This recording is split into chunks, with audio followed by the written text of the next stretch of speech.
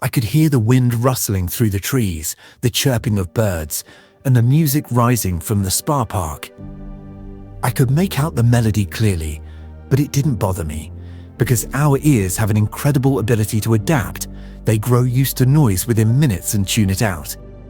However, if there is a disruption in the rhythm of the noise, then we notice it, we perk up and listen.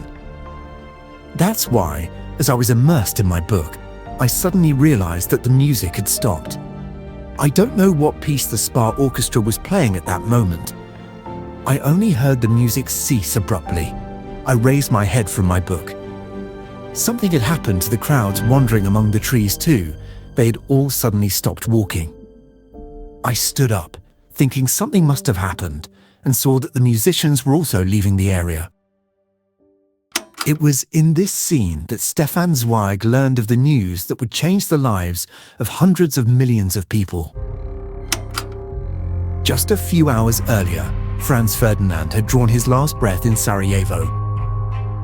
2 bullets had been enough to ignite a Europe already turned into a powder keg. Except for a handful of Black Hand members who had planned the assassination, no one realized that Saturday, June 27th, had been the last peaceful day for a very long time. The countdown to the apocalypse had begun. In May 1914, British diplomat Arthur Nicholson wrote in his diary, "Since I entered the Foreign Office, I've never seen the waters this calm." And Nicholson wasn't entirely wrong. Despite the arms race and the increasingly militaristic stance of some civilian and military leaders, the European international system had, as a whole, shown a surprising success in managing crises and preserving détente. So what happened that turned this climate into the Great War in 1914? In the summer of 1912, Kaiser Wilhelm and Tsar Nicholas met informally at a Baltic port, accompanied by their entourages of statesmen. The monarchs went on walks, dined together, and inspected troops. The statesmen held friendly, wide-ranging negotiations. It was here that Kokovtsov and Bethmann Hollweg met for the first time and quickly warmed to one another. Both prime ministers spoke about their country's armament policies and tried to convince the other that their efforts were purely defensive. The German Chancellor even held a similar conversation with Russian Foreign Minister Sazonov. Just months before the Balkan War broke out, Sazonov assured that Russia had completed its duty to the Christian Slavic states. He also claimed Russia had no intention of exploiting the Ottoman Empire's weaknesses. In truth, both sides were lying to each other with remarkable composure. Despite the cordial tone of the talks, no concrete steps were taken. Even though the negotiations produced no real results, they alarmed the other powers. London and Paris watched Tsar Nicholas with dread, while Vienna did the same with Kaiser Wilhelm. A potential Russo-German agreement could unravel all diplomatic calculations. But for Russia, especially, the path back from its alliances now seemed closed. In crises like Agadir, the Entente powers had managed to maintain unity. However, tensions on the continent had not eased enough to eliminate the possibility of war. Incidents like the Bosnian crisis, the Agadir incident, and the Balkan Wars had prompted states to increase their military preparations. Germany, meanwhile, found itself increasingly cornered. Despite various setbacks, Russia's economic growth and vitality alarmed Berlin. After his visit to Russia in the summer of 1912, Chancellor Bethmann Hollweg was deeply shaken. Berlin had come to realize that time was no longer on its side. Since 1900, Russia's population had grown by 40 million. Compared to Germany's 65 million, Russia was nearing 200 million. Once its Great Program was complete in 1917 to 1918, Russia's peacetime army would number 2.2 million men, nearly triple the size of Germany's. Bethmann Hollweg was far from paranoid. Helmuth von Moltke, who succeeded Schlieffen as Chief of the General Staff in January 1906, also had a bleak view of Germany's strategic position. He believed that, in the long run, war between the two alliance blocs was inevitable. Time was working against Germany. Its future enemies were growing stronger by the day, especially Russia, with its booming industry and seemingly endless manpower, was steadily building its military strength and would one day become irresistible. That would allow Russia to dictate the timing and terms of any future war. Berlin believed that this trajectory had to be stopped. If war was inevitable, it should not be postponed, because every year of delay only made Germany's enemies stronger. Franz Ferdinand, according to the Austrians, lacked the qualities necessary for popularity: politeness, affability, a charming appearance, and adherence to social norms. I often saw him at the theatre. He would sit in his box with his large frame, enormous belly, and cold, blank stare, never once casting a warm glance at the audience or applauding the performers enthusiastically to encourage them. He lacked any sense of music or humour, and his wife's expression was as cold and joyless as his. Franz Ferdinand was not the direct heir to the throne. When Crown Prince Rudolf, the son of Emperor Franz Joseph, committed suicide in 1889, a vacuum emerged within the Habsburg dynasty. This vacuum was initially filled by Franz Ferdinand's father, Archduke Karl Ludwig. Upon Ludwig's death in 1896, Franz Ferdinand became the new heir to the throne. Franz Joseph never liked him. He was irritable, stubborn, and uncompromising. But the real rupture came when Ferdinand decided to marry Sophie Chotek. Sophie came from noble stock, yes, but not noble enough for the Habsburg dynasty. She neither belonged to a dynasty tied to the Roman Empire, nor had direct blood ties to other European royal families. The principle of equal marriage, inherited from the Holy Roman Empire, prohibited such a union. When Emperor Franz Joseph heard about the engagement, he flew into a rage. Ferdinand's decision was not just a rebellion against family tradition, it was a challenge to the very order of the empire. Yet Ferdinand did not back down. Eventually, in 1899, Franz Joseph permitted the marriage on the condition that it be morganatic. Franz Ferdinand could marry Sophie, but she would hold no titles, privileges, or inheritance rights associated with the Habsburg family. Their children would not be considered heirs to the throne. At official ceremonies, Sophie's name was not mentioned, and she was pushed to the background in state protocols. The wife of the heir to the empire was treated almost like a servant. She was not allowed to ride in the royal carriage or sit in the imperial box at theatres. None of Franz Joseph's brothers or other archdukes attended the wedding. Franz Ferdinand, in turn, developed a brooding and angry withdrawal in response to this exclusion. He avoided court ceremonies and kept away from the palace, becoming known in Viennese high society as the man who renounced the throne. In 1906, the emperor appointed his nephew as Inspector General of the Army, a turning point in Franz Ferdinand's life. Years of isolation within the court had deprived him of political influence and personal freedom. This new role was a great opportunity for a man who loved to travel and could only freely spend time with his wife during such trips. It allowed him to increase his political presence while also escaping the passivity of court life in Vienna. Ferdinand began to carve out a sphere of influence within the state. In doing so, he crossed paths with a man who would play a major role in the march to war, Conrad von Hötzendorf. At the start of the 20th century, Conrad was one of the most notable high-ranking military figures in Europe. He was appointed Chief of the General Staff in 1906 and would go on to advocate fiercely for war against the monarchy's enemies. His approach to foreign affairs was extremely aggressive, yet he was also plagued by inner turmoil and depressive episodes. He frequently contemplated resignation. His tendency towards self-doubt intensified after the death of his wife in 1905 and was further exacerbated by his scandalous affair, which would come to shape the rest of his life. At a dinner, he fell in love with Gina von Reininghaus, the wife of a Viennese industrialist. This forbidden love became an obsession. He even came to see war as a means to possess Gina. He hoped that as a war hero, he could overcome the social barriers between them and survive the scandal of marrying a recently divorced woman. Conrad viewed the Habsburg monarchy's geopolitical dilemmas with the same obsessive rigidity he showed in love. His solution to nearly every diplomatic issue was war, a stance he maintained until the Great War. He repeatedly advocated for preemptive wars against Serbia, Montenegro, Russia, Romania, and even Italy. Of all these potential threats, Serbia consumed his thoughts the most. In a memorandum at the end of 1907, he recommended Serbia's invasion and annexation, describing it as a hotbed of conspiracy, constantly plotting to separate the South Slavs. During the height of the annexation crisis in 1908 to 1909, he again called for a preventive war against Belgrade. In spring 1909, he told his beloved Gina, "To sit idly by is a crime. A war with Serbia could have saved the monarchy. In a few years, we will bitterly regret not acting, and I will bear all the blame."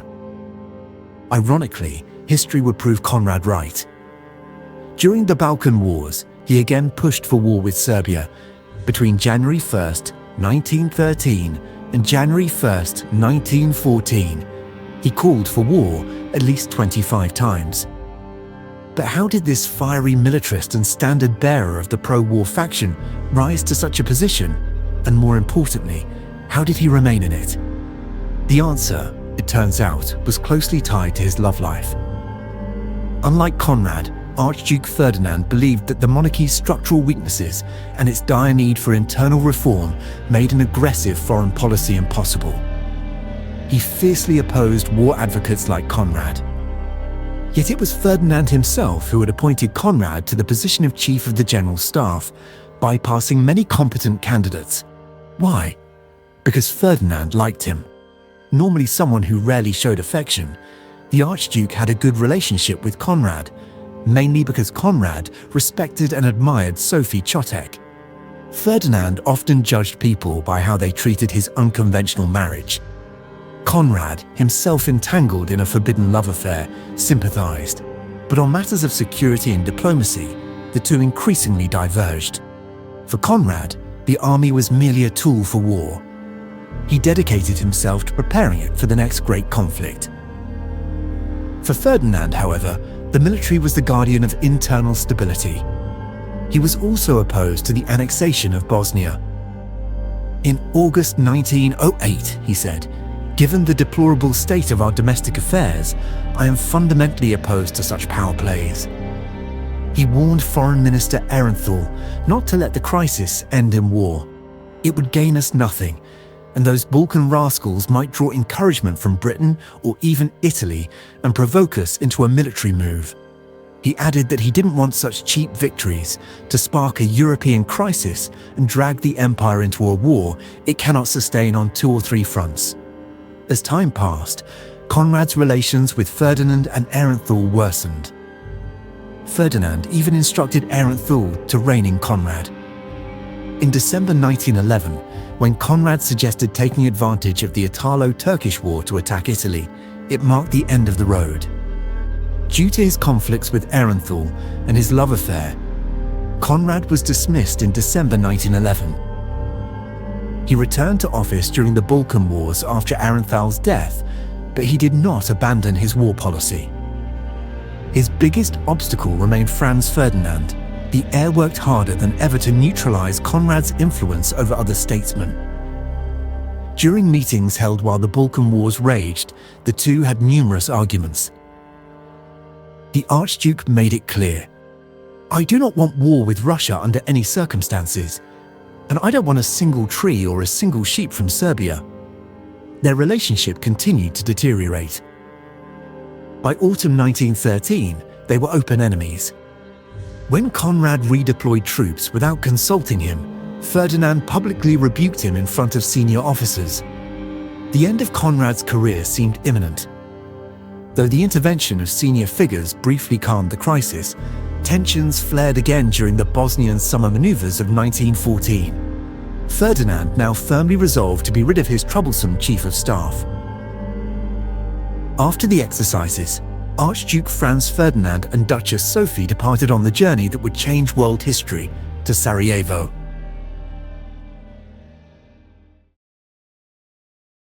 On the morning of June 28, 1914, Archduke Franz Ferdinand and his wife Sophie Chotek arrived by train in Sarajevo. From the Apple Quay, they boarded a car to go to the city hall. The motorcade consisted of 6 vehicles. In the first car rode Sarajevo's mayor, Fehim Effendi Ucic, wearing a fez and a black suit, and police chief Dr. Edmund Gerde. The second car was a beautiful, open-top, 2-door Grafe and stiffed sports car carrying the Archduke and his wife so they could be visible to the crowd lining the streets. The convoy travelled along the Apple Quay, which ran beside the river and into the heart of Sarajevo. After days of rain, sunlight bathed the city on that June morning, but the Austrians had chosen the worst possible day for the visit. It was Vidovdan, St. Vitus Day, the anniversary of the 1389 Battle of Kosovo, when the Ottoman army had crushed the Serbian forces and ended the Serbian Empire in the Balkans, paving the way for Ottoman expansion. In 1914, this commemoration held special significance. It was the first St. Vitus Day to be celebrated since Kosovo had been liberated in the Second Balkan War the previous year. On June 28, 1914, the Black Hands newspaper Piemont wrote, "The fire of Kosovo, which has inspired us Serbs for generations, has now become a great blaze. Kosovo is now free. The revenge of Kosovo has been taken." For Serbian nationalists, the fact that the heir to the Austro-Hungarian throne had arrived in Sarajevo on such a symbolic day was a grave insult, and one that had to be answered. In the days leading up to the visit, 7 terrorists entered the city in 2 separate cells. On the morning of the Archduke's arrival, they took their positions at intervals along the riverside. Each carried bombs the size of a bar of soap equipped with 12-second fuses. To ensure the mission's success, additional men and materials were brought in. If one failed or was captured, another would complete the task. Each also carried cyanide to commit suicide rather than be caught alive. Although there had been intelligence suggesting a possible assassination attempt, the Archduke and his wife rode in an open-top car through a crowded route that had been publicly announced. Normally, troops would be stationed along such a route, but there were none. The convoy moved through the dense crowds without any significant security precautions. There weren't even any special police arrangements. By mistake, the chief of police had gotten into a car with 3 Bosnian officers, leaving the rest of his men behind at the train station. Franz Ferdinand had spent the past 3 days with Sophie in the quiet spa town of Ilidja, where they saw few people beyond familiar faces. At one point, they'd even visited the Sarajevo market unannounced and walked among the crowds. Among those watching them was a young Bosnian Serb, Gavrilo Princip, who would kill them 3 days later. The evening before they travelled to Sarajevo by train, Sophie had met with Bosnian Croat leader Dr. Josip Sunaric, who warned her that their visit was taking place at a time when Serbian national sentiments were at their peak. Sophie replied, "Dear Dr. Sunaric, you are so mistaken. Everywhere we've gone, even among the Serbs, we have been met with great love and sincerity, and we are so very happy about that." Franz Ferdinand was known for his impatience with security measures and wanted to complete this final part of the Bosnian tour with the ease of an ordinary civilian. He had spent the previous days inspecting military exercises in the surrounding hills, and now wanted to mix with his future subjects as the heir to the Habsburg throne. Most importantly, June 28th was the couple's wedding anniversary. Sophie insisted on being with him for the occasion. The cars, decorated with black and yellow Habsburg flags and red and yellow Bosnian flags, passed houses and shops until they reached Muhammad Mehmed Bashic, who was waiting on Umarija Bridge.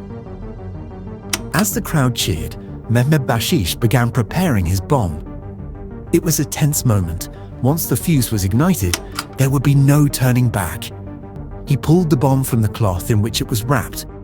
but froze in fear, thinking someone was approaching him. He failed to throw the bomb. The convoy moved on. The next one was Nedeljko Jabrinovic, positioned on the riverside. He drew his bomb and struck the fuse against a lamppost to ignite it, but missed his target. The bomb bounced off the Archduke's car and exploded behind it. Jabrinovic immediately swallowed his cyanide and jumped into the river, but the poison was poor quality. It burned his throat and stomach lining, but didn't kill or even knock him out. Since it was summer, the river was shallow, too shallow to drown or be swept away. He fell just 8 meters down onto the riverbank's gravel, where he was quickly apprehended by a local shopkeeper, an armed barber, and 2 policemen. Rather than evacuate immediately, Franz Ferdinand oversaw the treatment of the wounded and ordered the convoy to continue on to Sarajevo City Hall before later returning along the same route to visit the injured at the hospital. "Let's go," he said. That man must be mad. The convoy moved again. The trailing vehicles passed the smouldering wreck of the 4th car, giving the remaining assassins another opportunity. But the would-be killers were young and inexperienced. When the car and its passengers came into view, 3 of them lost their nerve. The youngest, Vaso Jubrilovic, froze when he saw that Sophie was also in the car. He would later say, "I didn't pull my gun because the Duchess was there. I couldn't do it to her." Svietko Popovic likewise did nothing out of fear. He later admitted that when he saw the Archduke up close, he lost his courage. At first, it seemed Franz Ferdinand had been right to carry on with the program. The convoy reached City Hall without further incident. After the official reception, the plan was to travel from Franz Joseph Street to the National Museum. The Archduke asked Governor Potiorek if another attack was possible. Potiorek reportedly gave a disheartening answer. "I hope not, but even with the tightest security, it's hard to stop at such close range." He suggested cancelling the rest of the visit and returning directly to Ilija or going to the governor's residence, then to the train station on the river's left bank. But Franz Ferdinand wanted to visit the wounded in the hospital. The museum visit was cancelled, and the convoy was directed to continue along Apple Quay rather than retracing the original route through Franz Joseph Street, where further danger might still have been present. According to the original plan, Sophie was not supposed to accompany him at this point, but she took the initiative and told him in front of the entire entourage, "I'm going with you to the hospital." The motorcade headed west in the growing heat. But no one had informed the drivers that the route had changed.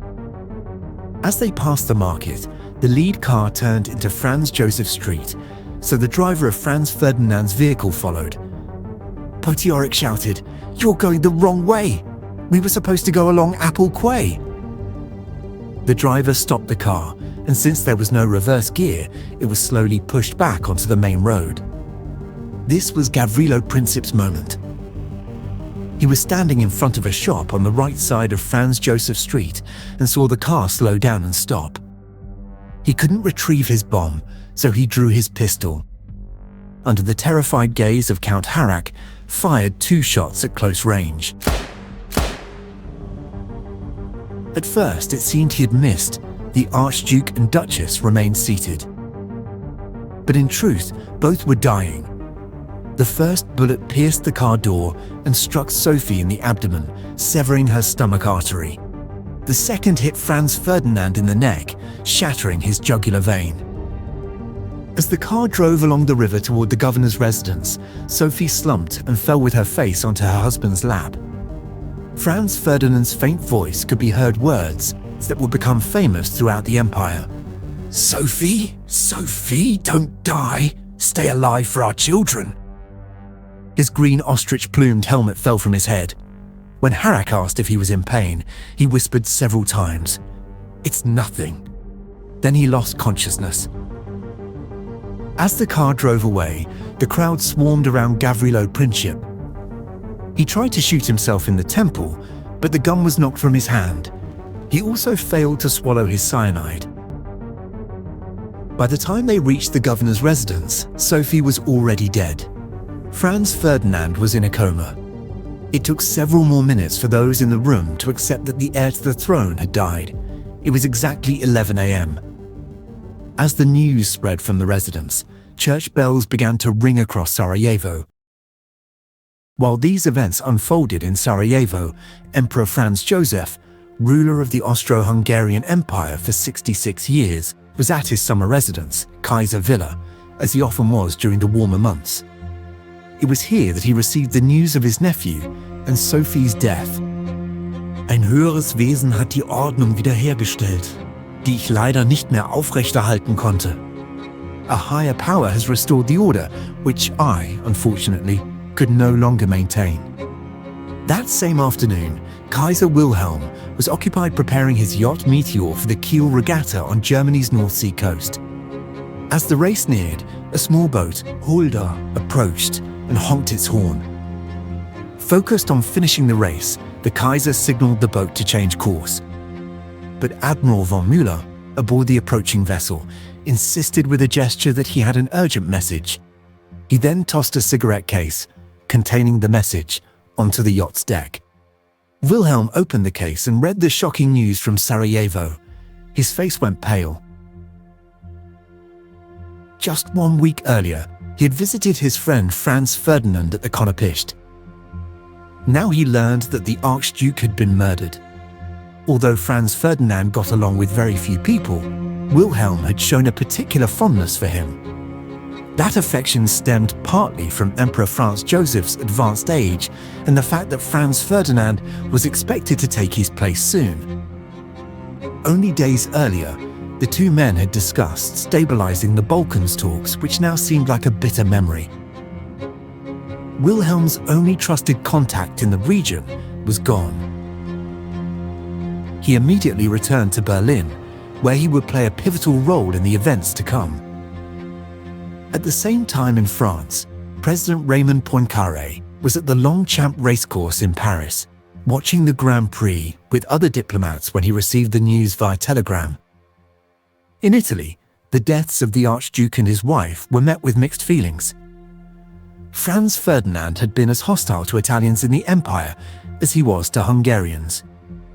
Despite the official condolences, Britain's ambassador to Rome, Rennell Rodd, noted, "The people, by and large, viewed the Archduke's death as practically a gift from God. The assassination stunned the world, but few realized it would lead to apocalypse." Italy's foreign minister, San Giuliano, echoed this common misjudgment when he told the Russian ambassador Sverbiev, "The crime is terrible, but it will not harm world peace." In the aftermath, governments began holding meetings to define their positions on the unfolding situation. Within days, Austro-Hungarian Joint Foreign Minister Leopold von Berchtold came under immense pressure. Since replacing Arenthal in 1912, Berchtold had pursued a cautious, moderate foreign policy. But this event would stretch even his limits. The hawkish faction immediately called for war against Serbia to teach the Serbs, who had troubled them for years, a definitive lesson. Conrad von Hötzendorf, leader of the war party, would criticize Berchtold for his hesitation during the Balkan Wars, blaming the caution for their current predicament. Even Berchtold, once the diplomat of maneuver and restraint, now leaned toward war. On June 30th, at Schönbrunn Palace, Berchtold met with Emperor Franz Joseph for the first time since the assassination. Berchtold said the empire's policy of patience had run its course. The emperor agreed. Berchtold warned that if Austria-Hungary showed weakness, even in such an extreme case, its southern and eastern neighbors would be emboldened to press their demands with even greater determination. The empire was now fully hemmed in. Franz Joseph shared his minister's view that it was time to act. But there was a major complication. A decision as momentous as war required the approval of both halves of the dual monarchy. Franz Joseph instructed Berchtold to keep the Hungarian Prime Minister, Count István Tisza, informed at every step. But this was where the real problem began. Tisza was openly opposed to war. In a letter to the emperor the following day, Tisza cautioned against allowing the assassination to become a justification for taking steps that could lead to conflict with Serbia. Hungarian concerns centered on Romania. Now drawing closer to Russia, Romania had its eyes on Transylvania and its ethnic Romanian population. Tisza argued that Austria-Hungary should not go to war with Serbia until Romania's loyalty was secured and the risk of a broader conflict was eliminated. He offered two options: either convince the Romanians with Berlin's help to join the Triple Alliance, or prevent them from reconciling with Bulgaria, their former enemy from the Second Balkan War. Vienna had many crises to solve. Meanwhile, in Russia, the situation was seen quite differently. From the Russian perspective, a crime committed by individuals, especially inexperienced anarchists, did not grant Austria the right to attack Serbia. Russia maintained that Serbia had nothing to do with the heinous act, and the other Entente powers had no reason to believe otherwise. The French government had already delegated full authority to St. Petersburg in any Austria-Serbia conflict. Without even investigating the matter, Poincaré dismissed any connection between Belgrade and the assassination. Britain would not take a markedly different position. Edward Grey said, "I said I did not know what lay behind the incident. At the trial of those who killed the Archduke, it might emerge that the bombs came from Belgrade. This might place the Serbian government under suspicion, but it would be mere speculation." Count Benkendorf hoped that Germany would restrain Austria. He did not want to believe that Berlin would welcome a conflict. This point was critical. Britain was placing the burden of peace on Germany, expecting it to restrain its ally. If it did not, war among the great powers was seen as inevitable. Foreign Secretary Edward Grey said he did not believe Austria would be so foolish as to rush into war. Neither London nor Paris intended to challenge Russia's version of events. According to the Entente, an unpopular warmongering tyrant had been killed by members of a nation driven to desperation after years of mistreatment and humiliation. Now, the rotting regime that this tyrant represented, a regime on the verge of collapse, was trying to lay the blame on its innocent and peaceful Slavic neighbor. This stance by the Entente powers would lay the foundation for Russia to come to the aid of its innocent brothers in the event of war. The steps toward the worst-case scenario were now being taken, one by one.